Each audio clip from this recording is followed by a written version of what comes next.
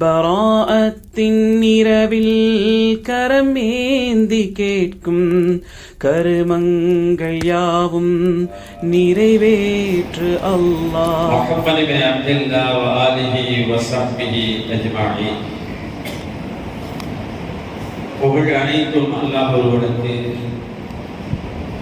அவனது அன்பும் அருளும் கண்மணி முஹம்மது ரசூலுல்லாஹி ஸல்லல்லாஹு அலைஹி வஸல்லம் அவர்களின் மீதும், அவர்களுடைய வாழ்க்கையை வாழ்ந்து காட்டிய சஹாபாக்கள், அந்த வழியில் வந்த நாம் நம் குடும்பத்தினர் அனைவரின் மீதும் நிறைவாக நிகழ்த்துமாக. புனிதமான இடத்தில் புனிதமான இரவில் அவனுடைய வீட்டிற்கு கொண்டு வந்த அல்லாஹு தாலா நாளை மறுமையில் அவனது ஜன்னத்திலே உயிரினும் மேலான கண்மணி முஹம்மது ரசூலுல்லாஹி ஸல்லல்லாஹு அலைஹி வஸல்லம் அவர்களோடு அல்லாஹ் நம்மை கொண்டு வருவானாக. வாழும் காலம் வரை அவனுடைய ரஹ்மத்தை விட்டு அகன்று விடாமல் நாம் பெற்ற ஈமானோடு இறுதி வரை வாழ அல்லாஹ் உதவி செய்வானாக. கண்ணியமான வாழ்க்கையை பெற்று, பாதுகாப்பான வாழ்க்கையை பெற்று, விசாலமான ரிசுக்கை பெற்று, நீண்ட ஆயுளுடன் அல்லாஹ்வுடைய பொருத்தத்துடன் வாழ நமக்கு நம் குடும்பத்தார்களுக்கும் அல்லாஹ் நசீபளிப்பானாக. இஸ்லாத்திற்கும் எதிராக நடைபெறக்கூடிய பிரச்சனைகளை அல்லாஹ் தஆலா இல்லாமல் ஆக்கி இஸ்லாத்துக்கு எல்லாவற்றையும் சாதகமாக்கி தருவானாக. ஆமீன் ஆமீன். வல்ஹம்துலில்லாஹி ரப்பில் ஆலமீன். அன்பு நிறைந்தவர்களே, இன்றைய இரவு புனிதம் நிறைந்த பராத்தினுடைய இரவு, நமக்கெல்லாம் தெரிந்த இரவு. அதனால தான் மகரிப் தொழுதுட்டு 3 யாசின் ஓதியிருப்பாங்க. இந்த யாசின் முஹம்மது ரசூலுல்லாஹி ஸல்லல்லாஹு அலைஹி வஸல்லம் சொல்லதுக்கிறங்க அல்லாஹ் தஆலா இந்த நாளிலே முதல் வானத்திற்கு வந்து, யாராவது என்னிடத்தில் பிழை பொறுக்க தேடுகிறீர்களா, ஹல் மின் முஸ்தக்ஃபிரின், யாராவது என்னிடத்தில் பாவ மன்னிப்பு கேட்கிறீர்களா என்று அல்லாஹ் கேட்கிறான். அப்படி யாராவது பாவ மன்னிப்பு கேட்டால் ஃபஅக்ஃபிர் லஹு, அவரை நான் மன்னிப்பேன் என்றும் அல்லாஹ் சொல்லுகிறான். அதற்காக ஒரு யாசின் ஓதப்பட்டிருக்கும். அதே போல அடுத்து அல்லாஹ் கேட்பான், யாராவது ஹல் மின் முஸ்தர்ஸிகின், ரிசுக்கு யாருக்காவது விசாலமாக வேணுமா அப்படின்னு அல்லாஹ் கேட்பான்.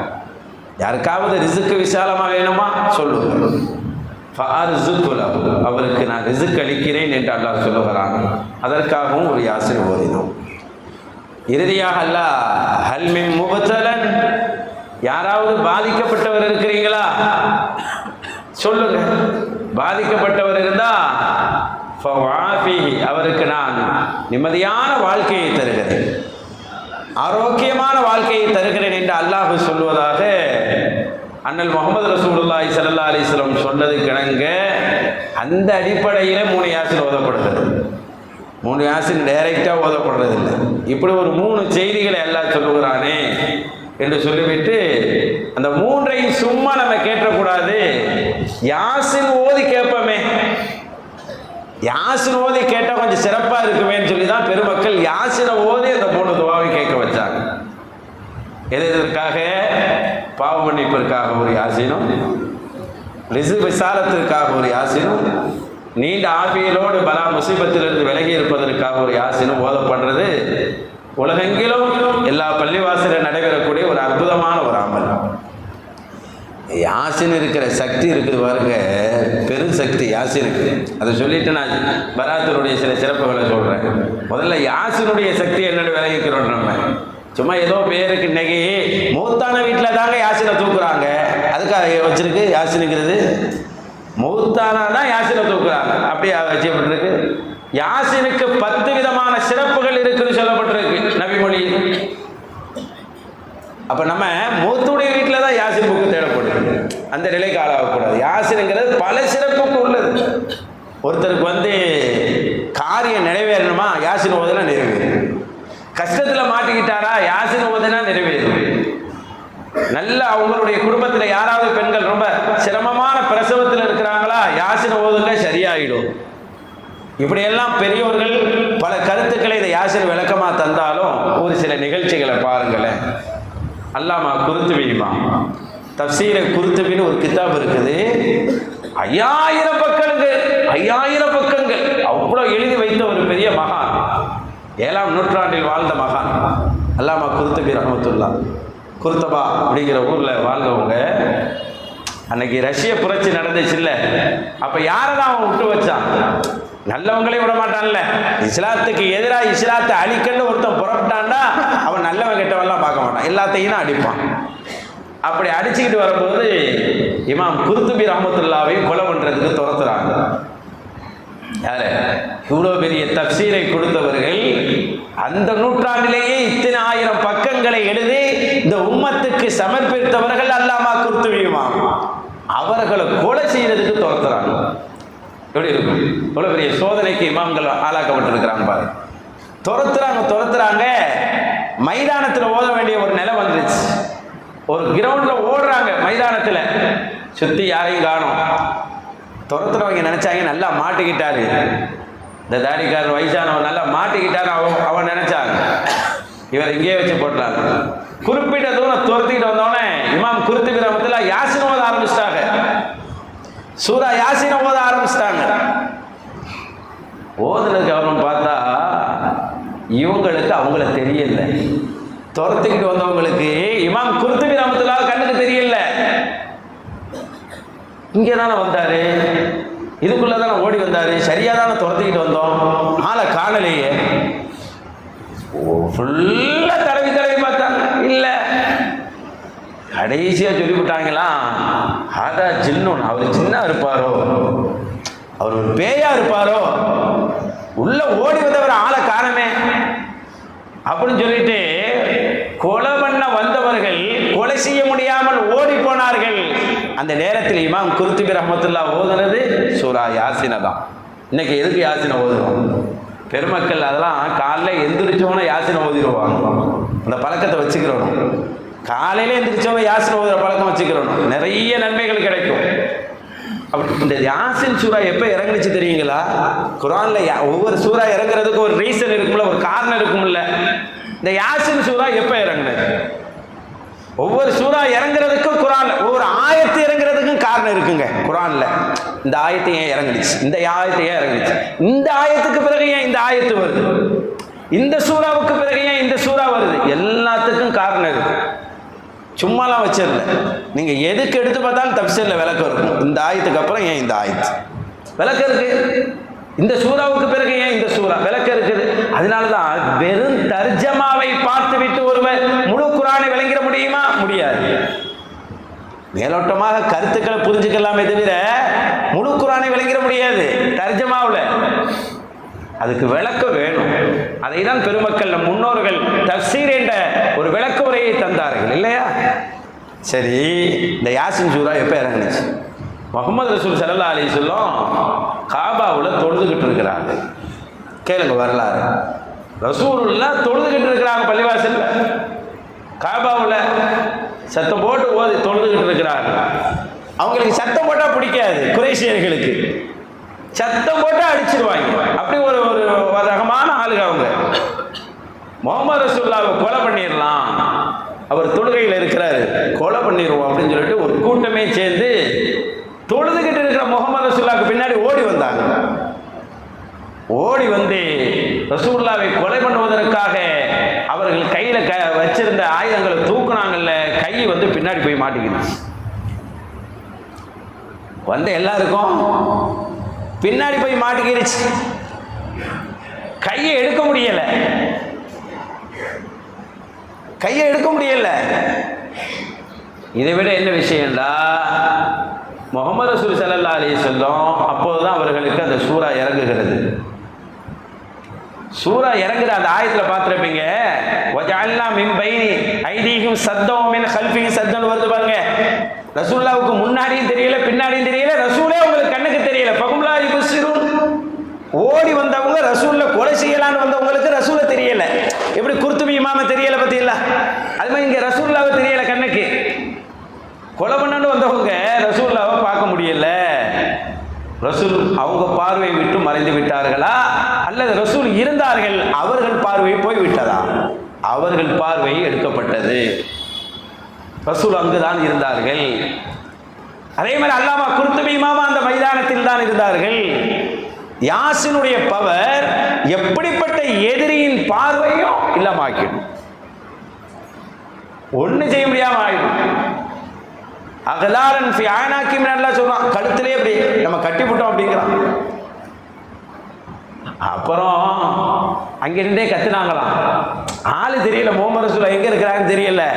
முகமது அப்படி கத்துனாங்களாம். முகமது அவர்களே எங்களை கொஞ்சம் காப்பாற்றி விடுங்க, கொஞ்சம் காப்பாற்றி விடுங்க, கையெல்லாம் மாட்டிக்கிடுச்சு, எங்களை காப்பாற்றி விடுங்க. யாரை கொலை வந்து முகமது ரசூல்லாவே கொலை செய்ய வந்துட்டு யார்கிட்டையும் உதவி தேடுறாங்க. முகமது ரசூல் ஸல்லல்லாஹு அலைஹி வஸல்லத்திலேயே உதவி தேடினார்கள். ரசூல்லா பெரிய ரഊஃபுர் ரஹீம் அல்லவா, அப்படிதான் அல்லாஹ் குர்ஆன்ல சொல்றான். ரொம்ப பாசக்காரவங்க, ரொம்ப அன்பாளர்னு சொல்றான் அல்லாஹ் குர்ஆன்ல ரசூல் ஸல்லல்லாஹு அலைஹி வஸல்லம்.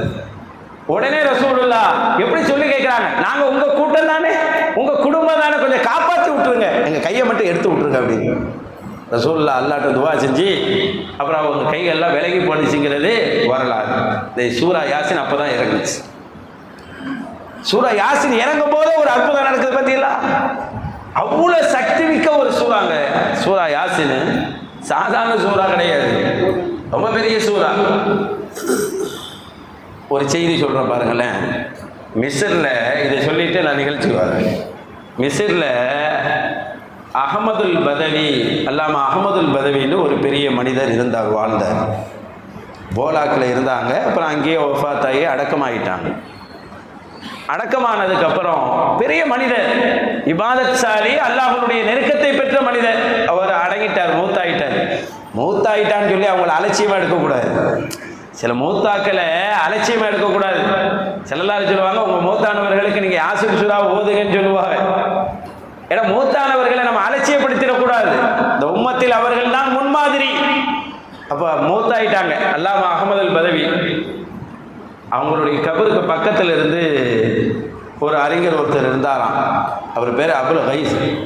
அவர் வந்து சொன்னாராம், யார் இதுக்குள்ள அடங்கி இருக்கிறது அப்படின்னு கேட்டாராம். பக்கத்தில் இருந்தவர் சொன்னாலும், அவர் பெரிய மனுஷன்ப்பா, வாழும்போது நல்லா வாழ்ந்தாருப்பா, அவர் ஒரு பெரிய மனுஷன் அப்படின்னு. அவர் என்ன பெரிய மனுஷன்? நான் அல்லவா பெரிய மனுஷன், இங்க இருக்கிற ஒருத்தர் தான் பெரிய மனுஷன் அப்படின்றாராம் அவர். சில பேர் மூத்தாயிட்டா அவங்கள ரொம்ப மட்டமா எடுத்துக்கிறது, அவங்களுக்கு முடிஞ்சு போச்சு எல்லாம், இனி நான் தான் ராஜா, ஏன் அறிவு அவங்களுக்கு இல்லை அப்படின்னு விளங்கிக்கிறது. அவர் சொன்னாராம், என்னை விடலாம் அவர் பெருசா இருந்துட மாட்டாரு அப்படின்றாராம். சொல்லி முடிச்சுட்டு வீட்டுக்கு போனாரு. வரலாற்றை எழுதுறாங்க. போய் மீன் வாங்கி சாப்பிட்டார். மீன் அந்த வீட்டில், அவங்க வீட்டில் மீன் சமைச்சிருக்கிறாங்க. மீனை வாங்கி சாப்பிட்டவர் முள்ளு போய் தொண்டையில் நின்றுட்டா உள்ளேயும் போகல, வெளியேயும் வரல. இது ஒரு பெரிய விஷயமா? நம்ம ஊர் சைடெல்லாம் முள்ளு மாட்டிக்கிடுச்சுன்னா வீட்டில் என்ன செய்வாங்க பெரியவங்க? சூடாக ஒரு புடி சோறை கொடுத்து அமுக்கி விட்டுருவாங்க, தானாக முள்ளு உள்ளே போயிடும். ஒரு சின்ன விஷயந்தான். முள்ளு மாட்டிக்கிடுச்சுன்னா கணச்சி உள்ள வரலண்டா சோத்தை நல்லா பிடிச்சி ஒரு புடியை அமுக்கி விட்டா உள்ளே ஓடி போயிட்டு பெரியவங்க நம்மளுக்கு சொல்லி தந்திருக்கிறாங்க. ஆனால் அது அதுக்குரிய முள்ளல்ல. அவர் யாரை அலட்சியப்படுத்தினாரோ அதற்கு தண்டனையாக வந்தது. உள்ள போக மாட்டேங்குது, வெளியே யோசிச்சு பாருங்க.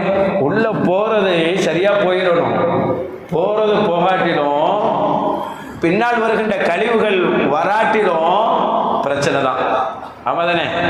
உலகத்தில் என்னென்னமோ வாங்கிடுறோம், வீடு வாங்கிறோம், சொத்து வாங்கிறோம், சுகம் வாங்கிறோம், நல்ல நல்ல ட்ரெஸ் போட்டுக்கிறோம், எல்லாம் பண்ணிக்கிறோம். ஒருத்தருக்கு உள்ளேயும் போகலன்னு வச்சுக்கிறீங்க, பிரச்சனை, பெரிய பிரச்சனை.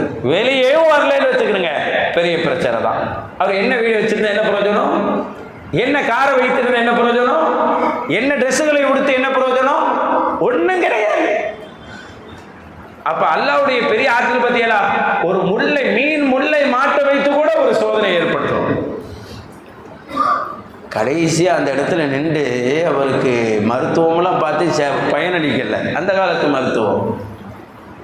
அப்புறம் அங்கிருந்து ஒரு வீக்கம் ஆகி, அந்த வீக்கம் பெருசாகி அவர் எழுதுறாங்க, ஒரு தேன் கூடு மாதிரி வந்துருச்சான், அந்த அளவுக்கு வீங்கிருச்சான்.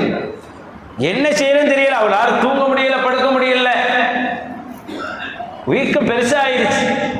அப்பதான் ஒரு தடவை நினைச்சாரு, ஆகா மூத்தான அவரை நம்ம அலட்சியமா பேசுறோமே. பொதுவாக யாரையுமே அலட்சியப்படுத்தக்கூடாது, மூத்தானவங்க இல்லை. மார்க் என்ன சொல்லுது, யாரையும் நீ அலட்சியமா நினைக்காதே, அப்படிதான் மார்க்கும் சொல்லுது.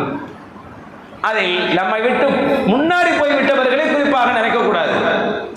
அப்பதான் அவர் நினைக்கிறாரு, ஆக இப்படி அல்லவா நம்ம பேசிவிட்டோம், இதுதான் நம்ம செஞ்ச தப்பா இருக்கும்னு சொல்லி நேரா எந்த மன்னரில் நின்று பேசினாரோ அந்த மன்னரைக்கே போய் தெரியாம பேசிட்டேன்னு சொல்லி மனசுல நினைச்சிட்டு சூரா யாசின் எடுத்து ஓதனாராம். யாரு தப்பு செஞ்சவரு? சூரா யாசின் எடுத்து ஓதனாராம். யாசீன் வல் குர்ஆனில் ஹகீம்னு ஓதும் போதே ஒரு தும்மல் ஒன்று வந்துச்சான். அந்த தும்மல்ல அவளோட ரத்தத்தோடு சேர்ந்து அந்த முள்ளு வெளியே வந்து விழுந்துச்சான். வரலாற்று எழுதுறாங்க. யாசினுக்கு எவ்வளவு பெரிய சக்தி பத்தியில. ஏங்க யாசின்னா என்ன நினைச்சக்கூடாது, குர்ஆன் உள்ள இதயம், அது குர்ஆனுடைய முக்கியமான சூரா. எதையோ பத்தி சொல்லிட்டு இருக்கோம் நினைச்சிட கூடாது. குர்ஆனுடைய சிறப்பு, அது அல்லாஹ்வுடைய வேதம் அல்லவா, அது அல்லாஹ்வுடைய வேதம் அல்லவா. ஒரு செய்தி சொல்லுவாங்க, அல்லாஹு தஆலா இந்த உலகத்தை படைப்பதற்கு, மனிதனை படைப்பதற்கு 1000 ஆண்டுகளுக்கு முன்னாலேயே சூரத்து ரஹ்மான் யாசினை ஓதினான் என்ற ஒரு செய்தியை சொல்லுவார்கள். சூரத்து யாசினுக்கு அவ்வளோ ஒரு சிறப்பு இருக்குன்னு பெருமக்கள் சொல்லுவாங்க. அதனால தான் பள்ளிகள் தோறும் இன்னைக்கு என்ன செய்யப்படும், 3 யாசின்கள். ஏன் பள்ளியில் ஓதுறாங்கன்னா அதை பார்த்து வீட்டில் போய் ஓதணுண்டு. நிறைய பேர் பள்ளியில் ஓதிட்டு அதோடு முடிச்சுக்கிறாங்க. அதை பார்த்து வீட்டில் போய் ஓதணும். வீட்டில் அந்த நன்மை எடுத்துக்கிறனுங்கிறதுக்கு ஒரு முன்மாதிரியாக பள்ளியில் அதை செய்கிறாங்க. அல்ஹம்துலில்லாஹ். அந்த வகையில் ஓதப்பட்ட யாசினை அல்லாஹ் கபூல் செய்வானாக. அன்பானவர்களே, பராத்தினுடைய இரவு ரொம்ப சிறப்பான ஒரு இரவு. பராத்துல்லாவே விடுதலை அப்படின்னு அர்த்தம். அதனால ஹதீஸுகள்லாம் பார்த்தா பராத்துன்னு வராது, நிஸ்பு மின் ஷாபான்னு வரும். ஷாபானுடைய 15ஆம் இரவு, அதை பாதி, நிஸ்புண்டா பாதி, அப்படிதான் ஹதீஸுகள்ல நிறைய வரும். பராத்துன்னு பேர் வச்சது காரணம், இன்னைக்கு ரசூல் ஸல்லல்லாஹு அலைஹி வஸல்லம் சொன்னது மாதிரி அல்லாஹ் நிறைய பேருக்கு விடுதலை கொடுக்குறான் நரகத்தில். நிறைய பேர் பனு கல்பு என்ற கூட்டத்தார்களின் ஆடுகளின் ரோமங்களை விட அதிகமான அளவுக்கு அல்லாஹ் தஆலா நரகத்துக்கு சொந்தக்காரர்களான நிறைய பேருக்கு விடுதலை அளிக்கிறான் என்று நபி மொழியில் இருக்கிறது. இந்த பராத்தினுடைய சிறப்பை பற்றி, இந்த இரவினுடைய சிறப்பை பற்றி நிறைய ஹதீஸுகள் வருது. அதுக்குள்ள நம்ம போக வேண்டாம். ஆனால் சிறப்புகள், இதனுடைய வணக்கங்கள் எவ்வளவு சிறப்பானது, இதை எப்படி வணங்க வேண்டும், எவ்வளவு வணங்கினால் எவ்வளவு சிறப்புகள் இருக்குன்றெல்லாம் வருது. நிறைய ஹதீஸுகள் இருக்கிறது. சியாவு சித்தா போன்ற கிதாபுகள்லே இருக்குது. அல்ஹம்துலில்லாஹ். அதில் இந்த இரவுல நம்ம கூடுறதுக்கு என்ன நோக்கம் சொல்லுது? நம்ம கூடி கலையும்னா ஏதோ நோக்கம் இருக்கணும்ல, ஏதோ ஒன்று இருக்கணும். அலி ரலியல்லாஹு சொல்லுவாங்க, பராத்தினுடைய இரவு வந்துட்டா கூமு லைலஹா சூமு நஹாரஹா, இரவுல தொழுகுங்க, பகல்ல நோன்பு வைங்க. அலி ரலியல்லாஹு சொல்றாங்க, இரவுல நின்று தொழுகணும், பகல் வந்தா நோன்பு வைக்கணும். இது இந்த பராத்துக்கு நம்ம செய்யற முதல் மரியாதை, இதுக்குரிய கண்ணியம் இதுதான். இந்த இரவுல நின்று வணங்கணும், பகல்ல நோன்பு வைக்கணும், இதுதான் செய்தி. அப்ப இரவுல நின்று வணங்குறதுனா அல்லாஹ்வோடு நெருங்குறது. பொதுவாகவே வணங்குறதுல நிறைய சிறப்பு இருக்கு. நம்ம முன்னோர்கள்லாம் வணங்குறத பார்த்தா நம்ம அசந்து போயிடுவோம். முஆதாண்டு ஒரு அம்மா இருந்தாங்க. முஆதாண்டு ஒரு அம்மா, அவங்க என்ன செய்வாங்கன்னா நைட் ஆகிட்டா தூங்க மாட்டாங்களாம். அதனால என்ன செய்வாங்கன்னா பகலெல்லாம் தன்னுடைய வேலைகளை செஞ்சுக்கிட்டே இருப்பாங்களாம். குர்ஆன் ஓதுறது, திக்ர் ஓதுறது, தொழுகிறது. இப்படி நைட் ஆகிட்டா தூக்கம் வந்துடுமோன்னு சொல்லி தொழுகையில் நின்றுவாங்களாம். ஓதிக்கிட்டு இருந்தால் தூக்கம் வந்துடுமோன்னு சொல்லி தொழுகையில் நிற்க ஆரம்பிச்சிருவாங்களாம். குளிர்காலம் வந்தால் லேசான ஆடையை தூக்கி உடுத்திக்கிடுவாங்களாம், அதை தூங்க மாட்டாங்களாம். இப்படி ஒரு ஆள் யார், முஆதான்னு சொல்லக்கூடியவர். யார் தெரியுமா? ஆயிஷா அம்மாவுடைய மாணவி. ஆயிஷா மாட்ட படித்த 300 பேர் ஆயிஷா மாட்ட மாணவர்கள். அதில் ஒரு மாணவி தான் இவங்க. எப்படி ஒரு ஆயிஷா அம்மா எப்படி உருவாக்கிக்கிற பற்றியில் நைட்டெல்லாம் வணங்குவாங்க. இப்படி ஒரு பழக்கம் அவங்கள்ட்ட இருக்கு. அதே மாதிரி ஹப்ஸா அம்மா, ஹப்ஸான்னு சொன்னால் உமர் இல்லாவுடைய மகளார்னு விளங்கிடக்கூடாது. அவங்கள சொல்லலை, ரசூலுல்லாஹ்வுடைய மனைவி, நம்மளுடைய தாயார், அவங்கள சொல்லலைனா. அதுவும் ஆயிஷா அம்மாவுடைய மாணவி ஹப்ஸா அம்மா பின்த் சீரின். சீரின் அவர்களுடைய மகள் ஹப்சா அவங்க என்ன செய்வாங்க தெரியுங்களா, நைட் ஆகிட்டா உட்காந்து அழுக ஆரம்பிச்சிருவாங்களாம். அவங்க அடிமைகிட்ட கேட்டாங்களாம், இந்த அம்மாவை பற்றி நீ என்னம்மா சொல்கிற அப்படின்னு கேட்டப்ப அந்த அடிமை சொன்னாங்களாம், என் எஜமாட்டி ரொம்ப நல்லவ, ஆனால் ஏதோ ஒரு தப்பு பண்ணியிருக்கிறான். எப்படிம்மா சொல்கிற, ஏமா இப்படி பேசுகிறா அப்படின்னு. நைட்டெல்லாம் உட்காந்து அழுகுறான். என்னம்மா அழுகுறான், ஏதோ ஒரு பெரிய தப்பு செஞ்சால் எப்படி அழுகுவாங்களோ அது மாதிரி தேம்பி அழுகுறான்.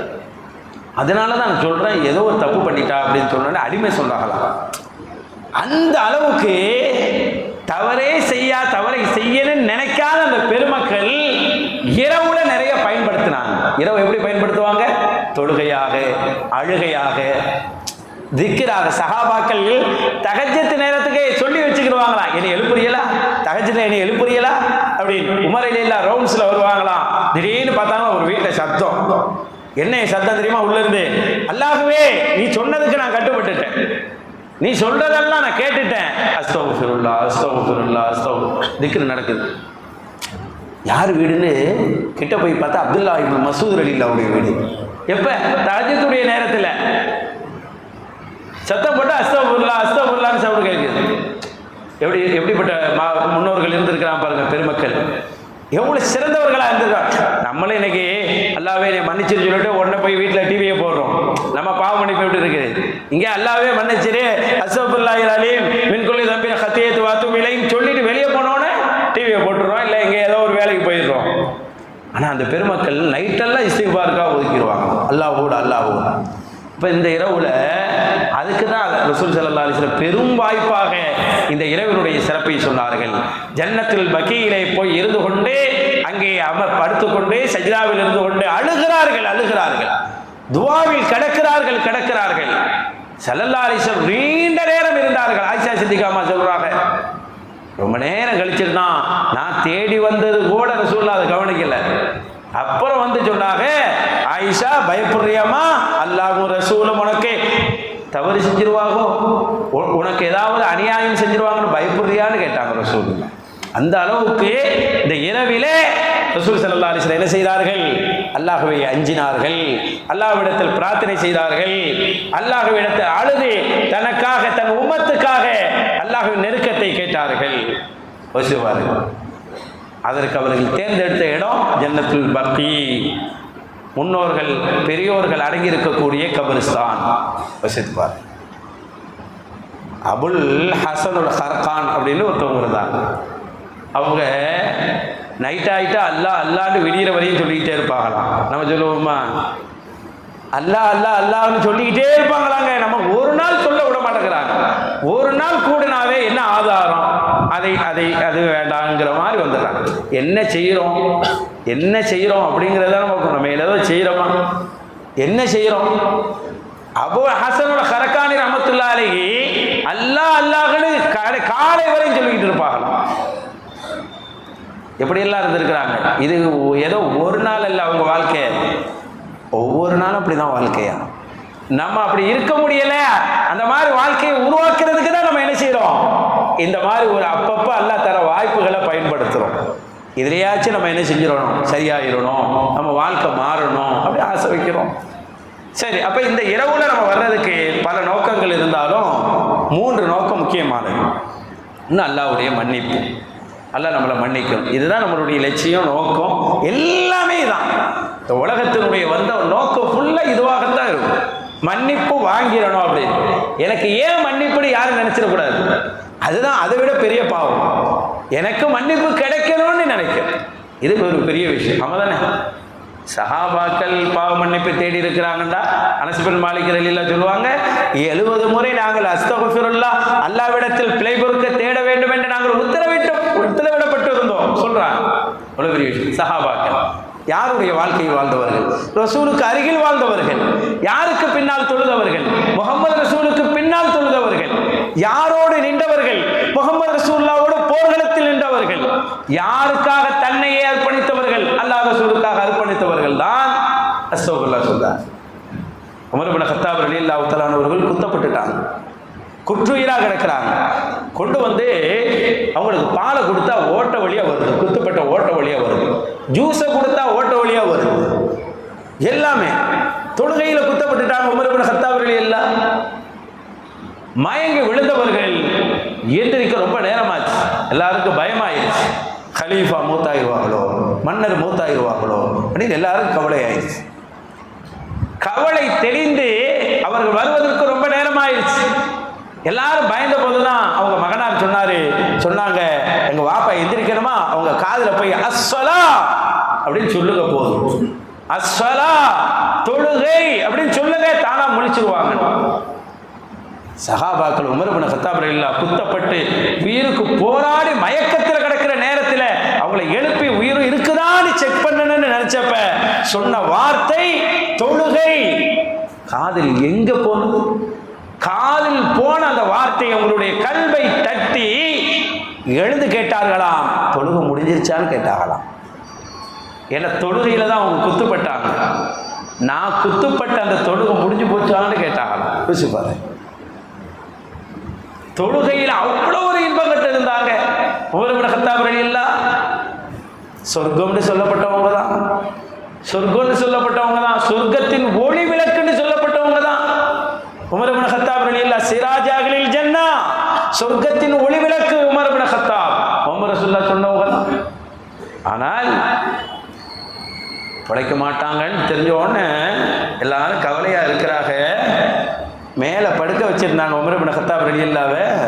உமர் ரலியல்லாஹு சொன்னாங்க, என்னை மேலெல்லாம் படுக்க வைக்காதீங்க வாப்பா, கொஞ்சம் கீழே தூக்கி போடுங்க, கீழே போடுங்க, என்னை தூக்கி கீழே போடுங்க. யார் இன்னைக்கு கீழே போட்டாலும் மேலே தூக்கி போட சொல்லுவோம், அப்படிதானே? ஒரு ஜனாசா இல்லை உயிருக்கு போராடுறவங்களை பார்த்தாவே நம்மளுக்கு என்ன செஞ்சிடும், ரொம்ப இறக்கம் வந்துடும். அதான் நம்ம இறக்கம் வருமா, ஒரு ஆள் அடிபட்டு குத்துப்பட்டு கிடந்தா ரொம்ப இறக்கம் வந்துடும், அப்படிதானங்க? ஆனால் மேலே படுக்க வைக்கப்பட்டிருந்த உமர் இப்னு கத்தாப் ரலியல்லாஹு என்னை கீழே போடுங்க அப்படின்டா.